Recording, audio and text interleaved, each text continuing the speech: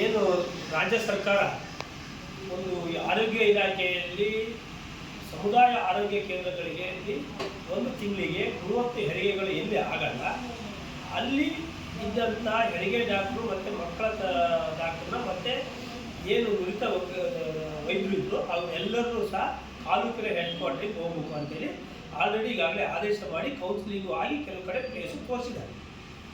ಆದರೆ ಸರ್ಕಾರದ ಇದೆಲ್ಲೋ ಒಂದು ಕಡೆ ಈ ತೀರ್ಮಾನ ಇದು ಸರಿಯಾದ ತೀರ್ಮಾನ ಅಲ್ಲ. ಇಲ್ಲಿ ಎಲ್ಲೋ ಒಂದು ಕಡೆ ತಪ್ಪು ಮಾಹಿತಿಯಿಂದ ಈ ರೀತಿ ಆಗಿದೆ ಅಂತ ನಮ್ಮ ಅಭಿಪ್ರಾಯ. ಇಲ್ಲಿ ಈ ನೋಡಿ, ಉದಾಹರಣೆ ನಮ್ಮ ಆನಂದಪುರ ಇಡೀ ಇದು ರಾಜ್ಯಕ್ಕೆ ಅನ್ವಯ ಆಗಿದೆ ಅಂತ ಒಂದು ಆದೇಶ ಮಾಡಿದ್ದಾರೆ. ಸಿರಾಕಪ್ತಲ್ಲಿ ಒಂದು ತಿಂಗಳಿಗೆ 25ರಿಂದ 30 ಹೆರಿಗೆಗಳು ಆಗ್ತಾ ಇದ್ದಾವಂತೆ. ಅಲ್ಲಿ ಯಾವುದೋ ಮೊನ್ನೆ ಒಂದು 2 ತಿಂಗಳಲ್ಲಿ ಒಂದು 2 ಹೆರಿಗೆ ಕಮ್ಮಿ ಆಗಿದ್ದ ಅಲ್ಲಿಯೂ ಸಹ ಕೊಟ್ಟಿದ್ದಾರೆ, ಆದೇಶ ಅನ್ವಯ ಆಗಿದೆ. ಆ ನಿಟ್ಟಿನಲ್ಲಿ 5-6 ತಿಂಗಳ ಹಿಂದೆಲ್ಲ ಆಗಿದ್ದಾವೆ, ಈಗ 2 ತಿಂಗಳಿಂದ ಈಚೆಗೆ ಒಂದಿಷ್ಟು ಹೆರಿಗೆ ಕಮ್ಮಿ ಆಗಿದ್ದಾವೆ, ಅಲ್ಲಿ ಸಹ ಈ ಆದೇಶ ಅನ್ವಯ ಆಗಿದೆ. ನಮ್ಮ ಆನಂದಪುರದಲ್ಲಿ ತಿಂಗಳ 10-15 ಹೆರಿಗೆಗಳು ಆಗ್ತಾ ಇದ್ದಾವೆ. ಆದರೆ ಹೆರಿಗೆ ಪೇಷಂಟ್ಗಳು ತಿಂಗಳಿಗೆ 100 ಜನ ಇದ್ದಾರೆ. ಆದರೆ ಹೆರಿಗೆಗಳು ಇಲ್ಲಿ ಒಂದು 15ರಿಂದ 20 ಹೆರಿಗೆಗಳು ಆಗ್ತದೆ. ಅದು ಯಾಕಾಗಿ ಅಂದರೆ ಇಲ್ಲಿನ ಕೆಲವೊಂದಿಷ್ಟು ಸೌಲಭ್ಯಗಳು ಶಿವಮೊಗ್ಗನ ಹೋಗ್ತಾ ಇದ್ದಾರೆ. ಆದರೆ ಇದೊಂದೇ ಕಾರಣ ಹಿಡ್ಕೊಂಡು ಇವರು ರಾಜ್ಯ ಸರ್ಕಾರದವರು ಆರೋಗ್ಯ ಇಲಾಖೆಯವರು ಈ ರೀತಿಯ ಅಲ್ಲಿರೋಂಥ ಸಮುದಾಯ ಆರೋಗ್ಯ ಕೇಂದ್ರದಲ್ಲಿರೋಂಥ ಎಲ್ಲ ತಜ್ಞರು ಡಾಕ್ಟರ್ಗಳನ್ನ ಹೆಡ್ ಕ್ವಾರ್ಟರಿಗೆ ಹಾಕೋದು ಎಷ್ಟು ಮಟ್ಟಿಗೆ ಸರಿ ಇದು. ಇದನ್ನು ನಾವು ಖಂಡನೆ ಮಾಡ್ತೀವಿ.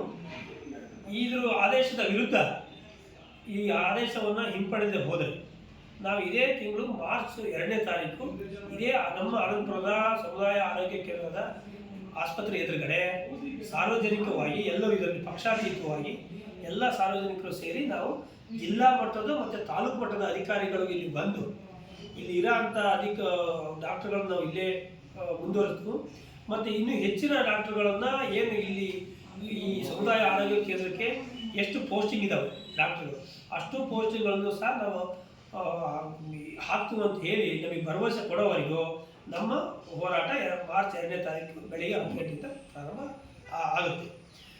ಇನ್ನೊಂದು ಕಡೆ ಎಲ್ಲ ಒಂದು ಕಡೆ ಈ ರೀತಿಯ ಇವತ್ತಿನ ಕಾಯಿಲೆಗಳು ಜನರಿಗೆ ದಿನೇ ದಿನೇ ಹೋದಾಗಿನೂ ಕಾಯಿಲೆಗಳು ಜಾಸ್ತಿ ಆಗ್ತದೆ. ಆದರೆ ಸರ್ಕಾರ, ಆರೋಗ್ಯ ಇಲಾಖೆ ಮತ್ತು ಸರ್ಕಾರ ಎಲ್ಲೋ ಒಂದು ಕಡೆ ಜಾಸ್ತಿಯ ಇನ್ನೂ ನುರಿತ ವೈದ್ಯರುಗಳನ್ನ ಇಂಥ ಸಮುದಾಯ ಆರೋಗ್ಯ ಕೇಂದ್ರಗಳಲ್ಲಿ ಹಾಕಬೇಕು.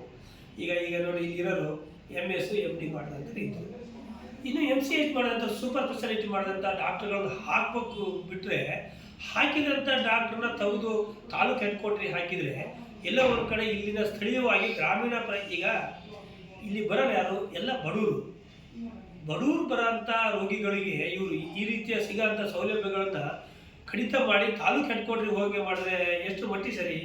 ಇದು ಎಲ್ಲ ಒಂದು ಕಡೆ ತಾಲೂಕು ಹೆಡ್ ಕ್ವಾರ್ಟರಿಗೆ ಹೋಗೋದ್ರೆ ಕನಿಷ್ಠ ಯಾವುದೋ ಬಾರ್ಡ್ರಲ್ಲಿ ಇದ್ದರೆ 75 ಕಿಲೋಮೀಟ್ರ್ ಆಗುತ್ತೆ. ಈ ಸಾಗರ ಹೋಗ್ಬೇಕಂದ್ರೆ ನಮಗೆ ಡ್ಯಾಮ್ ಹೌಸ್ರಿಂದ ಹೋಗ್ಬೇಕಂದ್ರೆ 75 ಕಿಲೋಮೀಟ್ರ್ ಬೇಕು. ಅಲ್ಲಿಂದ ಹೋಗೋರೊಳಗೇ ಮಕ್ಕಳು ಏನಾದ್ರು ಆರೋಗ್ಯದಲ್ಲಿ ವ್ಯತ್ಯಾಸಗಳಾದರೆ ಅಥವಾ ಗರ್ಭಿಣಿಯರಿಗೆ ಹೆರಿಗೆ ಅಂತ ಟೈಮ್ ಅಂತ ಬಂದಾಗ ಅಲ್ಲಿಂದ ಹೋಗುವವರಿಗೂ ಇರಬೇಕು ಆರೋಗ್ಯದಲ್ಲಿ ವ್ಯತ್ಯಾಸ ಅಂದರೆ ಯಾರು ಕಾರಣ. ಹಾಗಾಗಿ ಇವೆಲ್ಲವನ್ನೂ ಸಹ ಗಮನದಲ್ಲಿಟ್ಟು ಸರ್ಕಾರ ತಕ್ಷಣ ಈ ಆದೇಶನ ವಾಪಸ್ ಮಾಡಬೇಕು. ಇಲ್ಲ ಹೋದರೆ ನಾವಂತೂ ಇದು, ಯಾಕಂದರೆ ಇಡೀ ರಾಜ್ಯದ ಸಮಸ್ಯೆ ಇದು, ಇಲ್ಲಿ ನಾವು ಪಕ್ಷಾತೀತವಾಗಿ ಸಾರ್ವಜನಿಕವಾಗಿ ಇದನ್ನು ಹೋರಾಟ ಮಾಡ್ತೀವಿ. ನಮ್ಮ ತಾಲೂಕಿಗಂತೂ, ನಮ್ಮ ಆನಂದಪುರಕ್ಕಂತೂ ಡಾಕ್ಟರ್ಗಳನ್ನ ಯಾವುದೇ ಕಾರಣಕ್ಕೂ ನಾವು ಹೊರಗಡೆ ಹೋಗೋಕ್ಕೆ ಬಿಡಲ್ಲ. ಒಂದು ಇನ್ನೊಂದು ಕಡೆ ಈಗ ಇದನ್ನೆಲ್ಲ ಹೋರಾಟ ಮಾಡೋ ಅನಿವಾರ್ಯ ಈ ನಮ್ಮ ಸಾಗರ ಸ್ಥಿತಿ ಅಂತ ಹೇಳಕ್ಕೆ ಬಂದರೆ, ಈಗ ಹಿಂದೆಲ್ಲ ಕಾವತಿ ಬಾಬುಗಳು, ನಮ್ಮ ಹಾಲಪ್ಪ ಸಾಹೇಬ್ ಈ ಥರ ಎಲ್ಲ ಗೆದ್ದಂಥ ಕ್ಷೇತ್ರ. ಇಲ್ಲೆಲ್ಲ ಒಂದು ಕಡೆ ಇಡೀ ವಿಧಾನಸಭಾ ಕರ್ನಾಟಕದಲ್ಲಿ ಸಾಗರ ಅಂತ ಬಂದಾಗ ಎಲ್ಲ ವ್ಯವಸ್ಥೆಗಳಿಗೂ ತಾಲೂಕು ಆಫೀಸು, AC ಆಫೀಸಿಂದ ಹಿಡಿದು, ಆಸ್ಪತ್ರೆಗಳಿಂದ ಹಿಡಿದು, ಎನಿವನ್ ಹಾಸ್ಟೆಲ್ಗಳಿಂದ ಹಿಡಿದು, ಶಿಕ್ಷಣ ವ್ಯವಸ್ಥೆಯಿಂದ ಹಿಡಿದು ಎಲ್ಲವೂ ಸಹ ಇಡೀ ಕರ್ನಾಟಕದಲ್ಲಿ ಸಾಗರ ಮಾದರಿಯಾಗಿದೆ. ಅಂಥ ವ್ಯವಸ್ಥೆಗಳು ಇದ್ದಂಥ ವ್ಯವಸ್ಥೆಗಳನ್ನ ಉಳಿಸ್ಕೋಗಲ್ಲ ನಾವೀಗ. ಹೊಸದಾಗಂತೂ ಮಾಡೋದು ಬೇಡ, ಹೊಸ ವ್ಯವಸ್ಥೆಗಳು ತರಕ್ಕೂ ಆಗಲ್ಲ ಈಗಿನ ಶಾಸಕರಿಗೆ ಅಥವಾ ಈಗಿನ ಇದರಲ್ಲಿ ಆಗಲ್ಲ. ಆದರೆ ಇರೋ ವ್ಯವಸ್ಥೆಗಳನ್ನಾರು ಸಹ ಜನರಿಗೆ ಸರ್ಕಾರ ಸೌಲಭ್ಯ ಮುಟ್ಬೇಕಲ್ಲ. ಅಂಥ ಕೆಲಸ ಮಾಡಬಹುದು ಯಾರು? ತಾಲೂಕಿನ ಶಾಸಕರು ಇದನ್ನೆಲ್ಲ ಸರ್ಕಾರ ಗಮನಕ್ಕೆ ತಂದು ಅದು ಎಲ್ಲೋ ಒಂದು ಕಡೆ ಇಲ್ಲಿ ಅನನುಕೂಲ ಆಗೋದನ್ನ ತಪ್ಪಿಸ್ಬೇಕು. ಅದು ನಮ್ಮ ತಾಲೂಕಿನ ಶಾಸಕರು ಅದು ಯಾವುದೂ ಇಲ್ಲ. ಅವ್ರೇನಿದ್ರು ಸ್ವಲ್ಪ ಅವರ ಈ ಫ್ಲೆಕ್ಸಿಗಳ ಮೇಲೆ ಆಮೇಲೆ ಜಾತ್ರೆಯಲ್ಲಿ ಯಾರು ಎಷ್ಟು ಜನ ಫ್ಲೆಕ್ಸಿ ಹಾಕಿದ್ದಾರೆ, ಈ ನಾರಾಯಣಪುರ ಜಾತ್ರೆಗೆ ಎಷ್ಟು ಜನ ಹಾಕ್ತಾರೆ ಅವ್ರ ಕಡೆಯವರು, ಎಲ್ಲಿ ಹಾಕಿಲ್ಲ ಎಲ್ಲಿ ಹಾಕ್ಸ್ಬೇಕು ಅದ್ರ ಒಳಗಿದ್ದಾರೆ. ಮತ್ತು ಎಲ್ಲಿ ಕಾಮಗಾರಿಗಳಾಗ್ತವೆ ಅದು ಅವ್ರು ಬಂದೋ ಇಲ್ಲೋ ನಮ್ಮ ಹತ್ರ ಅಧಿಕಾರಿಗಳು, ಇನ್ನು ಹೊಸ ಅಧಿಕಾರಿಗಳು ಯಾರು ಬರ್ತಾರೆ ಅವ್ರು ನಮ್ಮ ಹತ್ರ ಬರೋದೇನಾದ್ರು ಬಂದಿದ್ದಾರೆ ಏನೋ ಅಂತೇಳಿ ಈ ರೀತಿಯಲ್ಲಿ ತೊಡಗಿದ್ದಾರೆ ಬಿಟ್ಟರೆ, ಆದರೆ ಇಲ್ಲಿ ತಾಲೂಕಿನ ಒಂದು ಕಂದಾಯ ಇಲಾಖೆಯಲ್ಲಿ ಆಗೋಂಥ ಸಾರ್ವಜನಿಕ ಅನಾನುಕೂಲಗಳು ಫಾರೆಸ್ಟ್ ಇಲಾಖೆಯಿಂದ ಇರ್ಬೋದು, ಪೊಲೀಸ್ ಇಲಾಖೆಯಿಂದ ಇರ್ಬೋದು, ಅಥವಾ ಈ ರೀತಿಯ ಆರೋಗ್ಯ ಇಲಾಖೆಯಿಂದ ಏನೇನು ಸಮಸ್ಯೆಗಳಾಗ್ತವೆ ಈ ರೀತಿಯ ಕಾನೂನುಗಳಿಂದ ಅಂತ ಹೇಳಿ ಅದ್ರ ಬಗ್ಗೆ ಗಮನ ಯಾವುದೇ ರೀತಿಯಲ್ಲಿ ಹರಿಸಿಲ್ಲ. ಅವರು ಪ್ರೆಸ್ ಮೀಟಲ್ಲಿ ಮಾತ್ರ ಅಭಿವೃದ್ಧಿ ಆಗ್ತಾ ಇದೆ ಅಂತ ಹೇಳೋದು ಬಿಟ್ಟರೆ ಈ ತಾಲೂಕಲ್ಲಿ ಯಾವುದೇ ಕಾರಣಕ್ಕೂ ಅಭಿವೃದ್ಧಿ ಆಗ್ತಾಯಿಲ್ಲ. ಏನು ಹಾಲಪ್ಪನವರು ಕಾಲದಲ್ಲಿ ಏನು ಅಭಿವೃದ್ಧಿ ಆಗಿತ್ತು, ಕಾವಡು ತಿಮ್ಮಪ್ಪನವ್ರ ಕಾಲದಲ್ಲಿ ಏನು ಅಭಿವೃದ್ಧಿ ಆಗಿತ್ತು ಅದು ಹೊರತುಪಡಿಸಿ ಇವರ ಕಾಲದಲ್ಲಿ ಕಣ್ಣಿಗೆ ಕಾಣೋಂಥ ಅಭಿವೃದ್ಧಿಗಳು ಎಲ್ಲೂ ಸಹ ಆಗ್ತಾಯಿಲ್ಲ. ಈ ನೋಡಿ ಈ ಸರಿ ಅಂತ ಸಿಕ್ಕಾಪಟ್ಟೆ ಬೇಸಿಗೆ ಇದೆ. ಈ ಟೈಮಲ್ಲಿ ಕುಡಿಯೋ ನೀರು ಅದೆಲ್ಲ ಮುಂಜಾಗ್ರತವಾಗಿ ನೋಡಿ ಹೇಳಬೇಕು. ಆದರೆ ಸಹ ಅದು ಯಾವುದೂ ತೊಂದರೆಯಿಲ್ಲ. ಇಲ್ಲಿನ ಅಧಿಕಾರಿಗಳು ಅನಿವಾರ್ಯ ಆ ಥರ ಆಗಿಬಿಟ್ಟಿದ್ದಾರೆ. ಯಾಕಂದರೆ ಶಾಸಕರ ಜವಾಬ್ದಾರಿ ಇಲ್ಲ ಅಂತಲೇ ಅಧಿಕಾರಿಗಳಿಗೆ ಸಲಹೆ ಕೊಡೋದು ಬಿಟ್ಟರೆ ಏನಾಗುತ್ತೆ. ಹಾಗಾಗಿ ಅಧಿಕಾರಿಗಳು ಸಹ ಇವತ್ತಿನ ಅಧಿಕಾರಿ ಕೆಲವೊಂದಿಷ್ಟು ಜನ ಅಧಿಕಾರಿಗಳು, ನನಗೆ ಎಲ್ಲರೂ ಹೇಳಲ್ಲ, ಒಂದಿಷ್ಟು ಜನ ತಿಂಗಳ ಮೀಟಿಂಗ್ ಮಾಡಿ ಅವರಿಗೆ ಪ್ರೋಗ್ರಾಸ್ ಕೊಟ್ಟರನ್ನೇ ನೀವು ತೋರಿಸ್ಬೇಕು ಅದನ್ನೇ ಮಾಡಲ್ಲ. ಇವರು ಅವ್ರು ಕೇಳಿದ್ರೆ ಹೋದರೆ ಕೆಲಸ ಮಾಡ್ತಾರಾ? ಕೆಲಸ ತಗೊಳ್ಳೋದು ತಾಲೂಕಿನ ಶಾಸಕರ ಕೈಯಲ್ಲಿದೆ. ಯಾಕೆಂದರೆ ಸ್ಥಳೀಯ ಚುನಾವಣೆಗಳಿದ್ದು ಜಿಲ್ಲಾ ಪಂಚಾಯತಿ ತಾಲೂಕು ಪಂಚಾಯತಿ ಇದ್ದಿದ್ರೆ ಅವರವರೇ ಎಲ್ಲ ಒಂದು ಕಡೆ ಅಧಿಕಾರಿಗಳಿಗೆ ಹೇಳಿ ಕೆಲಸ ಮಾಡ್ತಿದ್ರು. ಈಗ ಅವ್ರು ಯಾರೂ ಇಲ್ಲ. ಈಗ ಮೊನ್ನೆ ಈಗಾಗಲೇ ಫೆಬ್ರವರಿಯಲ್ಲಿ ನಮ್ಮ ಗ್ರಾಮ ಪಂಚಾಯತಿಗಳು ಸಹ ಮುಗಿದೋಯ್ತು, ಅದ್ರ ಚುನಾವಣೆಯೂ ಆಗಿಲ್ಲ.